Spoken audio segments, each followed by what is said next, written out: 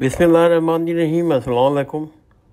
اللہ تعالیٰ کے فضل و کرم سے ہم نے جو سلسلہ شروع کر رکھا ہے صحیح بخاری کے مطالعہ کا، تو آج ہم اس زمن میں ایک اور اپنے نشست کا آغاز کرتے ہیں۔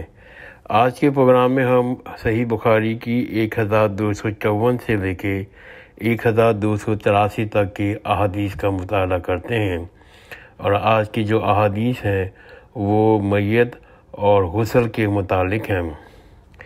بسم اللہ الرحمن الرحیم۔ حدیث نمبر 1254 حضرت ام عطیہ رضی اللہ عنہ سے روایت ہے۔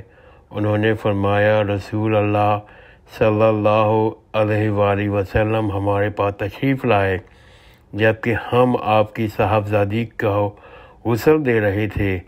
آپ نے فرمایا اسے 3 یا 5 یا اس سے زیادہ بار پانی اور بیری کے پتوں سے غسل دو اور آخر مرتبہ کافور شامل کر لو۔ جب تم غسل سے فارغ ہو جاؤ تو مجھے اطلاع دینا۔ چنانچہ ہم نے فارغ ہو کر آپ کو اطلاع دی تو آپ نے ہمیں اپنا تہمت دیا اور فرمایا اس میں لپیٹ دو۔ کچھ اور احادیث میں جو باقی کتابوں میں رپورٹ ہوئی ہیں اس میں کہا ہے کہ طاق عدد میں غسل دو۔ اس حدیث میں بھی 3 یا 5 اسے زائد بار کہا ہے، اور کہیں لکھا ہے کہ تم اسے دوسری احادیث میں 3، 5 یا 7 بار غسل دو، اور کچھ اور احادیث میں فرمایا ہے کہ دائیں اعضاء سے وضو کی جگہ سے غسل دینا شروع کرو۔ اس احادیث میں یہ بھی فرمایا گیا ہے کہ ام عطیہ نے فرمایا ہم نے ان کے بالوں کو کھولا اور بال صاف کیے، اس کے بعد ان کی 3 چٹیاں بنا دیں۔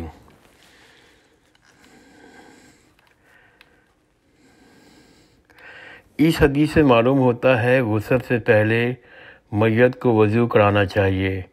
نیز یہ بھی معلوم ہوا کہ پہلے استنجا وغیرہ کرایا جائے۔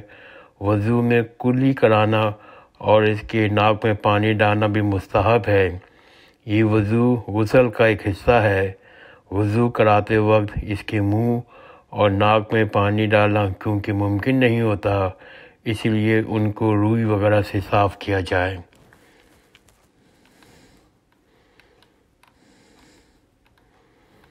مختصر طور پر میت کو غسل دیتے وقت منظر ذیل امور کا خیال رکھنا چاہیے۔ میت کو پہلے استنجا پھر وضو کرایا جائے۔ اس کے ناک اور منہ کی صفائی روئی وغیرہ سے کی جائے۔ غسل کے پانی میں بیری کے پتے ڈالے جائیں، پھر اسے جوش دے کر دیا جائے۔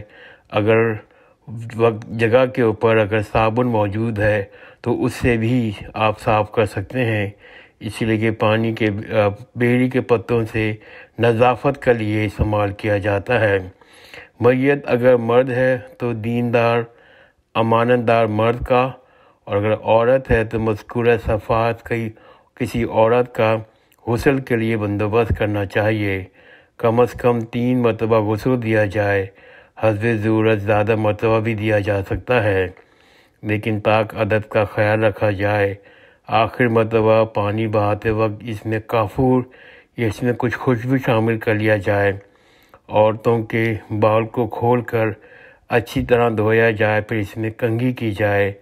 آخر میں ان کے بالوں کی 3 چٹیاں بنا کر پیچھے ڈال دیا جائے۔ یہ تمام امور دلائل سے ثابت ہوتے ہیں، اور ان کا علامہ البانی رحمۃ اللہ علیہ نے تفصیلاً ذکر کیا ہے اپنی کتاب میں۔ حدیث نمبر 1264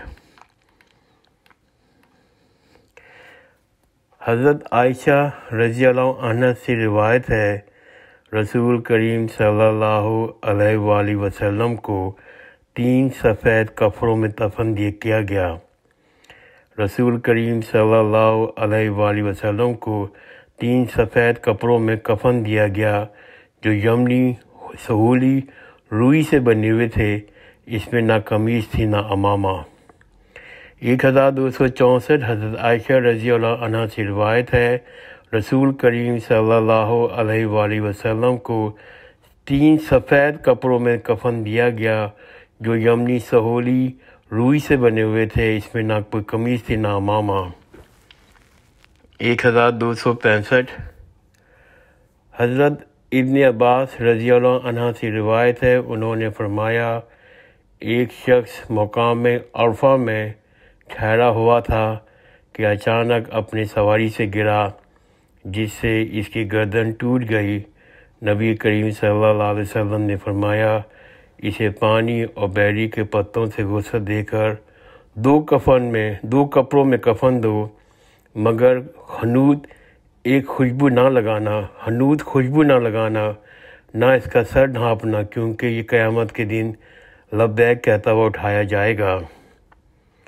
1265 حضرت ابن عباس رضی اللہ عنہ سے روایت ہے، انہوں نے فرمایا ایک شخص مقام عرفہ میں ٹھہرا ہوا تھا، اچانک اپنی سواری سے گرا، جس سے ان کی گردن ٹوٹ گئی۔ مقام عرفہ کا معلوم ہوتا ہے کہ وہ حج میں مصروف تھا، حج کر رہا تھا کہ اچانک اپنی سواری سے گرا، جس سے اس کی گردن ٹوٹ گئی۔ نبی کریم صلی اللہ علیہ وسلم نے فرمایا اسے پانی اور بیری کے پتوں سے غسل دے کر دو کپڑوں میں کفن دو، مگر خوشبو نہ لگانا، نہ سر ڈھانپنا، کیونکہ وہ قیامت کے دن لبیک کہتا ہوا اٹھایا جائے گا۔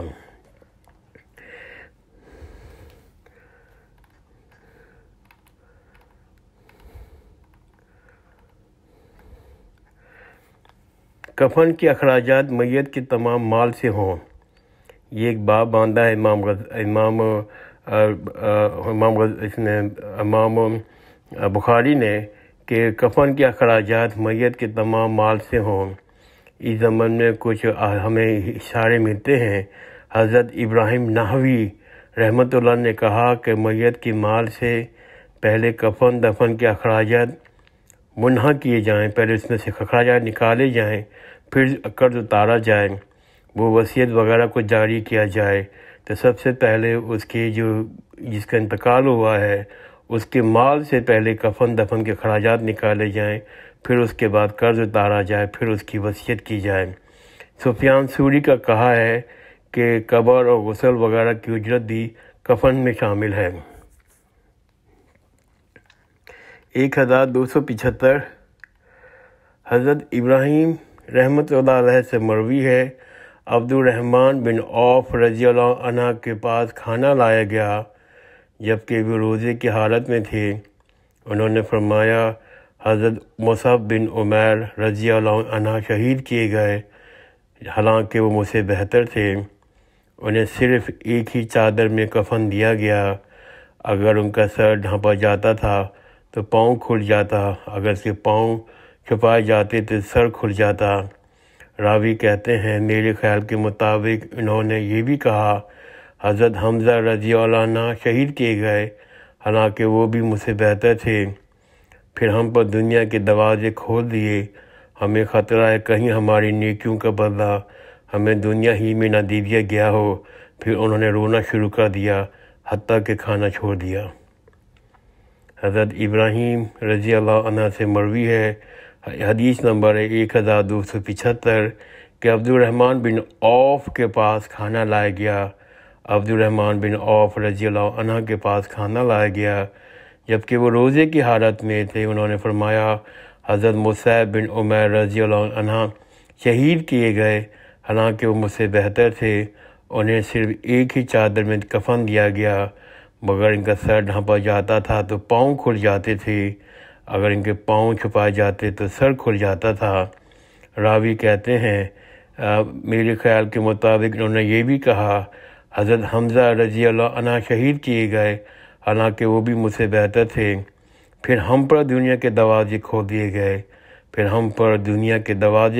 گئے، ہمیں خطرہ ہے کہیں ہماری نیکیوں کا بدلہ ہمیں دنیا ہی میں نہ مل جائے۔ پھر انہوں نے رونا شروع کیا، حتیٰ کہ انہوں نے کھانا چھوڑ دیا۔ 1276 حضرت خبیب بن عرط رضی اللہ عنہ سے روایت ہے، انہوں نے فرمایا ہم نے نبی کریم صلی اللہ علیہ وسلم کے ہمراہ ہجرت کی، ہمارا مقصد صرف اللہ کی رضا جوئی تھا، اب ہمارا اجر اللہ تعالیٰ کے ذمہ تھا۔ ہم میں سے بعض حضرات فوت ہوئے تو انہوں نے دنیا میں اپنا اجر کچھ حاصل نہیں کیا۔ حضرت مصعب بن عمیر بھی ایسے لوگوں میں سے تھے۔ کچھ ایسا بھی تھا جن کا پھل پک چکا ہے اور چن چن کے کھا رہے ہیں۔ حضرت مصعب بن عمیر رضی اللہ عنہ جنگ احد میں شہید ہوئے تو ان کے ترکے میں کفن کے لیے ایک چھوٹی سی چادر کے سوا کچھ نہ تھا۔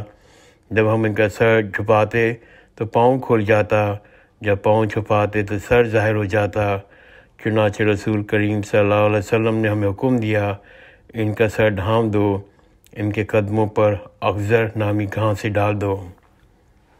1276 حضرت خبیب بن عرط رضی اللہ عنہ سے روایت ہے، انہوں نے فرمایا، ہم نے نبی کریم صلی اللہ علیہ وسلم کے ہمراہ ہجرت کی تھی، ہمارا مقصد صرف اللہ کی رضا جوئی تھا، اب ہمارا اجر اللہ تعالیٰ کے ذمہ تھا۔ ہم میں سے بعض حضرات فوت ہوئے تو انہوں نے دنیا میں اپنے اجر کا کچھ حصہ بھی نہیں کھایا۔ حضرت مصعب بن عمیر رضی اللہ عنہ بھی ایسے لوگوں میں سے تھے۔ کچھ ایسا بھی ہے جن کا پھل پک چکا ہے، وہ چن چن کے کھا رہے ہیں۔ حضرت مصعب بن عمیر جنگ احد میں شہید ہوئے تو ہمیں ان کے ترکے میں کفن کے لیے ایک چھوٹی سی چادر کے علاوہ کچھ نہ ملا۔ جب ہم اس کے سر چھپاتے تو پاؤں کھل جاتا تھا، یا پاؤں ڈھانپتے تو سر کھل جاتا تھا۔ رسول کریم صلی اللہ علیہ وسلم نے ہمیں حکم دیا، ہم اس کے سر ڈھانپ دیں اور اس کے قدموں پر اصغر نامی گھاس ڈال دیں۔ 1277 حضرت سہل رضی اللہ عنہ سے روایت ہے، انہوں نے فرمایا، ایک عورت نبی کریم صلی اللہ علیہ وسلم کے لیے تیار شدہ حاشیے دار چادر لائی۔ تمہیں معلوم ہے بردہ کیا چیز ہے؟ لوگوں نے کہا چادر کو کہتے ہیں۔ انہوں نے کہا ہاں۔ الغرض عورت نے کہا میں نے اس چادر کو اپنے ہاتھ سے تیار کیا ہے اور آپ کو پہنانے کے لیے آئی ہوں۔ نبی کریم صلی اللہ علیہ وسلم کو اس وقت ضرورت بھی تھی، اسی لیے اسے قبول فرما لیا۔ پھر آپ باہر تشریف لائے تو چادر آپ کی آزار تھی۔ ایک شخص نے اس کی تعریف کی اور کہنے لگے کیا ہی عمدہ چادر ہے، یہ مجھے عنایت کر دیجیے۔ لوگوں نے اسے کہا تو نے اچھا نہیں کیا، کیونکہ نبی کریم صلی اللہ علیہ وسلم نے انتہائی ضرورت کے پیش نظر اسے زیبتن کیا تھا، مگر تو نے اسے مانگ لیا۔ تجھے علم ہے آپ صلی اللہ علیہ وسلم کسی کا سوال کو رد نہیں کرتے۔ اس شخص نے کہا اللہ کی قسم میں نے اسے پہننے کے لیے نہیں مانگا، بلکہ اس لیے کہ یہ میرا کفن ہو۔ حضرت سہل رضی اللہ تعالیٰ فرماتے ہیں کہ وہی چادر اس کا کفن بنی۔ اس حدیث سے معلوم ہوتا ہے ضرورت سے پہلے کسی چیز کو تیار کر لینا جائز ہے، اسی لیے اپنی زندگی میں کفن تیار کر کے رکھ لینا چاہیے، تو کل کے لیے منافی نہیں، توکل کے منافی نہیں، لیکن قبل از موت قبر تیار کر لینا تاکہ موت یاد رہے، صحابہ کرام سے ثابت نہیں۔ اس حدیث سے معلوم ہوتا ہے ضرورت سے پہلے کسی چیز کا تیار کر لینا جائز ہے، اسی لیے آپ زندگی میں کفن تیار کر کے رکھ لینا توکل کے منافی نہیں، لیکن قبل از موت قبر تیار کر لینا تاکہ موت یاد رہے، صحابہ کرام صلی اللہ علیہ وسلم سے ثابت نہیں۔ الحمدللہ ہم نے آج 1254 سے لے کے 1277 کا مطالعہ کیا ہے۔ ہم انشاءاللہ آئندہ کی نشست میں اگر اللہ تعالیٰ نے زندگی دی تو آئندہ کی نشست میں ہم اپنا مطالعہ 1278 سے شروع کریں گے۔ جزاک اللہ خیر، خدا حافظ۔